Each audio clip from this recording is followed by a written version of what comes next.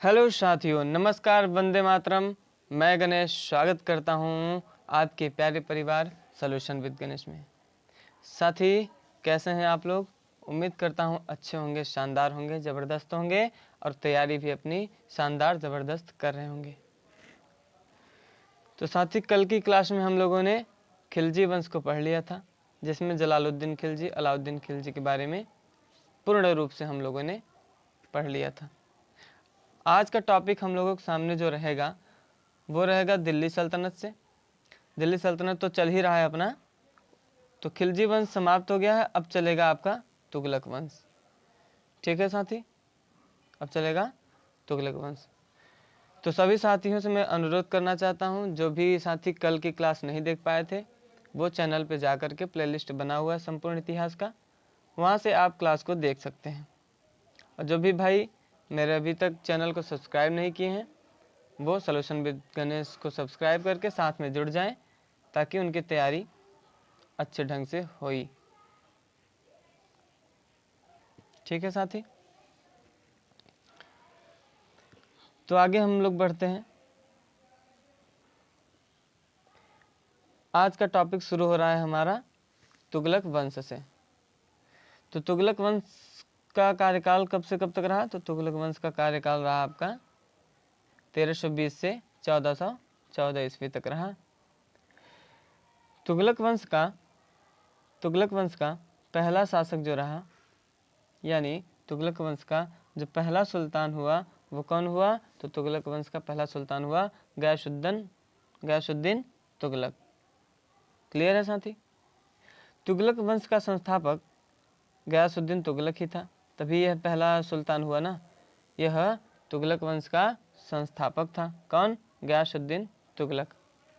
इसका शासनकाल 1320 से 1325 तक रहा। तुगलक वंश का पूरा शासनकाल कब से कब तक रहा? 1320 से 1414 तक। और तुगलक वंश में गयासुद्दीन तुगलक का कितना कार्यकाल रहा? तो वो रहा 1320 से 1325 ईस्वी तक, यानी ये 5 वर्षों तक शासन किया। गयासुद्दीन तुगलक की उपाधि गाजी मलिक थी। गयासुद्दीन तुगलक की उपाधि गाजी मलिक थी, जिसका अर्थ धर्म युद्ध करने वाला होता था।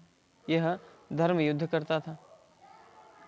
गयासुद्दीन तुगलक यह धर्म युद्ध करता था, इसलिए इसको गाजी मलिक की उपाधि मिल गई। यह पहला सुल्तान हुआ जिसने नहरों का निर्माण कराया। यह पहला सुल्तान हुआ जिसने नहरों का निर्माण कराया। आगे, गयासुद्दीन तुगलक ने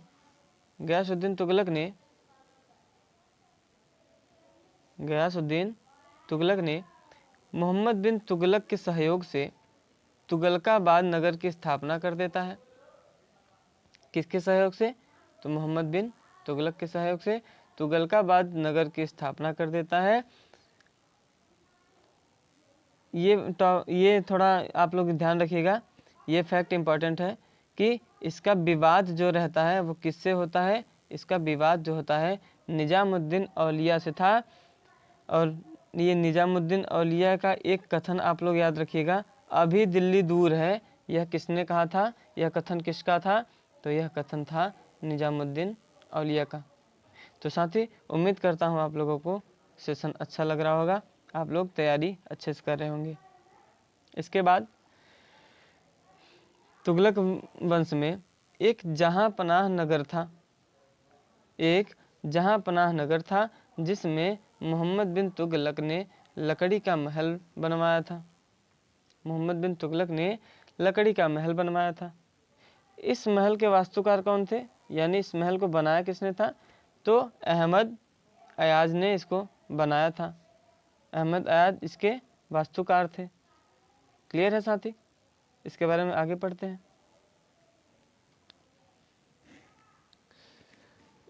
यह जो लकड़ी का महल था मोहम्मद बिन तुगलक ने बनवाया था।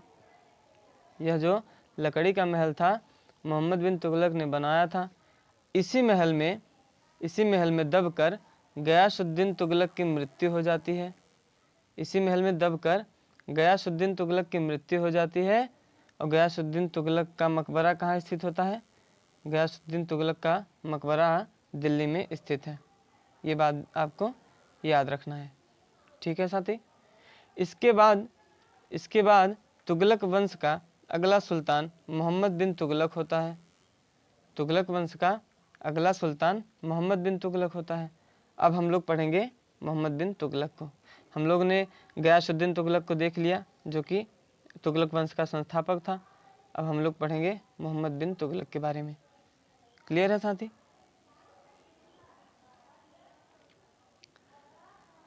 तो तुगलक वंश का अगला सुल्तान कौन होता है?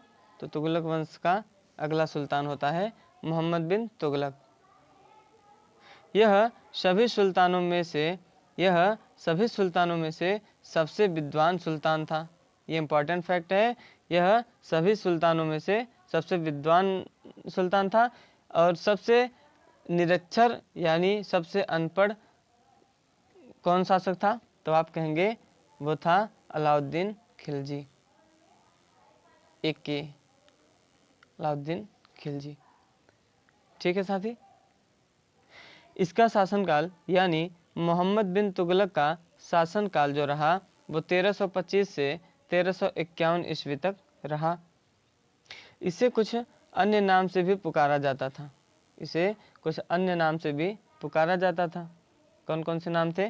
तो पहला नाम था पागल, दूसरा रक्त पिपासु, तीसरा क्रूर एवं चौथा विरोधी तत्वों का मिश्रण इसे कहा जाता था। ठीक है साथी, आगे बढ़ते हैं। मोहम्मद बिन तुगलक के दरबार में एक विदेशी यात्री आता है। वह विदेशी यात्री क्या नाम था? इब्न बतूता विदेशी यात्री आता है जो मोरक्को देश का था। इब्न बतूता किस देश का था? तो यह मोरक्को देश का था। इब्न बतूता की पुस्तक कौन सी थी? तो इब्न बतूता की पुस्तक जो थी वह रिहला थी। ये पुस्तक आप लोग जितनी भी पुस्तक मैं आपको बताता चलता हूँ, आप लोग पुस्तक को ज़रूर याद रखा करिए, क्योंकि पुस्तक से हर एक एग्ज़ाम में एक प्रश्न ज़रूर आता है। और आप लोग टॉपिक के साथ साथ अगर एक एक पुस्तक भी याद रखेंगे तो मुझे तो लगता है कि पुस्तक याद करने में ज़्यादा कठिनाई नहीं होगी आपको। ठीक है साथी, आगे बढ़ते हैं। मोहम्मद बिन तुगलक ने इब्न बतूता को दिल्ली का काजी नियुक्त करता है तथा चीन का राजदूत नियुक्त करता है। कौन करता है? तो मोहम्मद बिन तुगलक को इब्न बतूता करता है। ठीक है साथी, मोहम्मद बिन तुगलक ने राजधानी परिवर्तन किया। मोहम्मद बिन तुगलक ने अपनी राजधानी को परिवर्तित किया। क्या किया? तो दिल्ली से दौलताबाद कर दिया। यह दौलताबाद कहाँ पड़ता था? तो दौलताबाद आपका महाराष्ट्र में पड़ता है। ठीक है साथी, दौलताबाद का पुराना नाम क्या था? तो दौलताबाद का पुराना नाम देवगिरी था। दौलताबाद का पुराना नाम देवगिरी था। आगे ये इंपॉर्टेंट फैक्ट है, इसको आप ध्यान रखिएगा। यह जब राजधानी परिवर्तित कर देता है तो इसका विरोध होने लगता है। क्या होने लगता है? विरोध होने लगता है। और विरोध होने के बाद जब विरोध होता है तो विरोध होने के बाद यह अपनी राजधानी पुनः दिल्ली कर देता है। इसके शासनकाल में सांकेतिक मुद्रा का प्रचलन था। यह मुद्राएं, जो सांकेतिक मुद्रा थी, यह मुद्राएं तांबा तथा पीतल की हुआ करती थी। तांबा तथा पीतल के सांकेतिक मुद्रा को दोगानी कहा जाता था। क्या कहा जाता था? दोगानी कहा जाता था। मोहम्मद बिन तुगलक की यह मुद्राएं असफल हो जाती हैं। कौन सी? दोगानी यानी तांबा तथा पीतल का जो सांकेतिक मुद्रा था वह असफल हो जाता है। और यह जो असफल हो जाता है इसका उल्लेख यानी यह किसने बताया कि भाई ये मोहम्मद बिन तुगलक की मुद्राएं असफल हो गई? तो यह बताया बदायूनी ने। यह बताया बदायूंनी ने। क्लियर है साथी?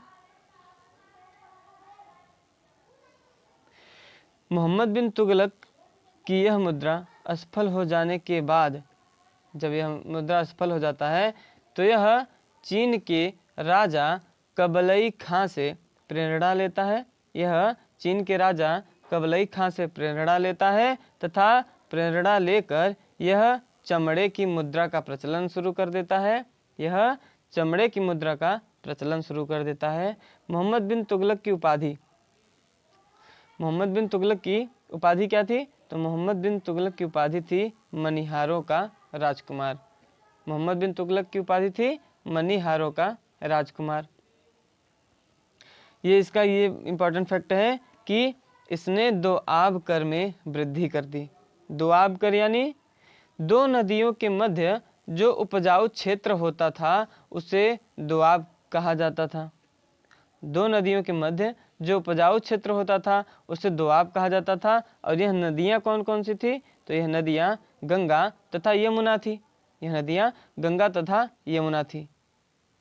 तो आगे बढ़ने से पहले साथियों, मैं आप लोगों से अनुरोध करना चाहता हूँ कि आप लोग जो भी अभी तक मेरे चैनल सॉल्यूशन विद गणेश से नहीं जुड़े हैं वो तुरंत जा करके चैनल को सब्सक्राइब कर लें, बेल आइकन को प्रेस कर लें ताकि हमारा नोटिफिकेशन आप तक पहुंचता रहे और आप अपनी तैयारी उम्दे तरीके से कर लें। ठीक है साथी, आगे बढ़ते हैं। दोआब कर जो था यह पहले 1/20 भाग लिया जाता था। पहले सुल्तान क्या करते थे? 1/20 भाग लेते थे, लेकिन बाद में यह क्या किया? 1/10 भाग कर दिया।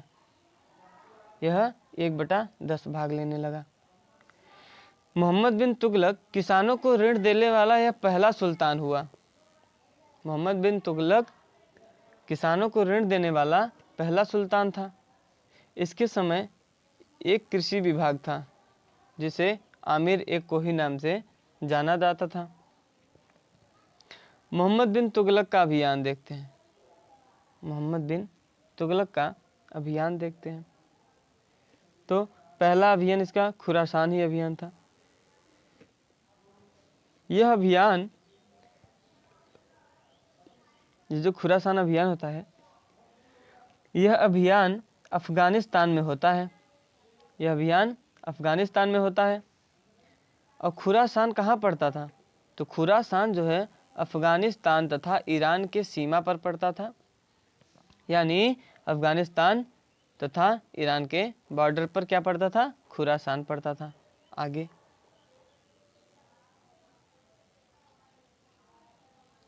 एक दिन मोहम्मद बिन तुगलक तथा बहाउद्दीन गुरसब के बीच विद्रोह हो जाता है।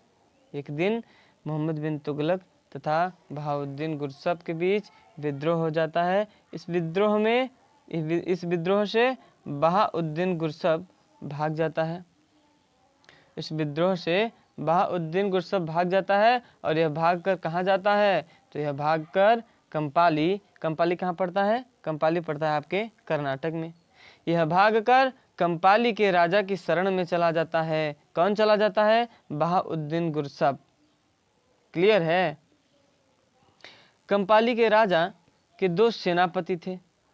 कंपाली के राजा के दो सेनापति थे। कौन कौन? हरिहर एवं बुक्का।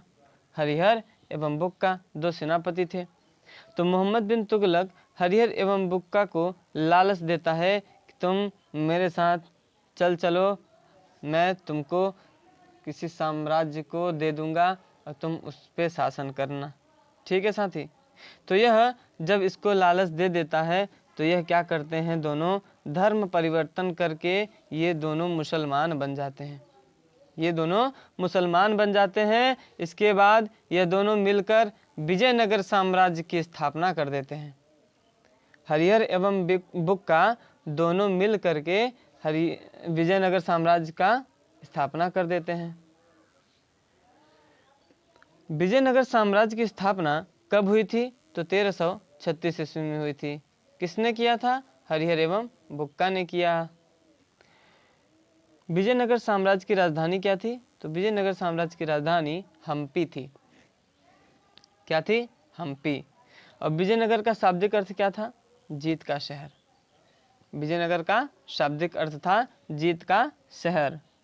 एक दिन हरिहर एवं बुक्का का संपर्क अपने गुरु गुरु गुरु विद्यारण्य संत से हो जाता है।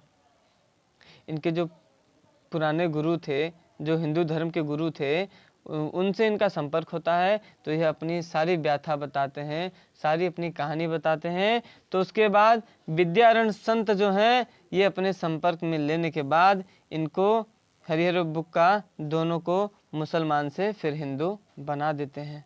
यानी हरिहर एवं बुक्का मुसलमान से हिंदू में फिर परिवर्तित हो जाते हैं। और हम्पी शहर किस नदी के शहर, हम्पी शहर जो थी किस नदी के तट पर बसी थी? तो हम्पी शहर जो था वह तुंगभद्रा नदी पर पड़ता था।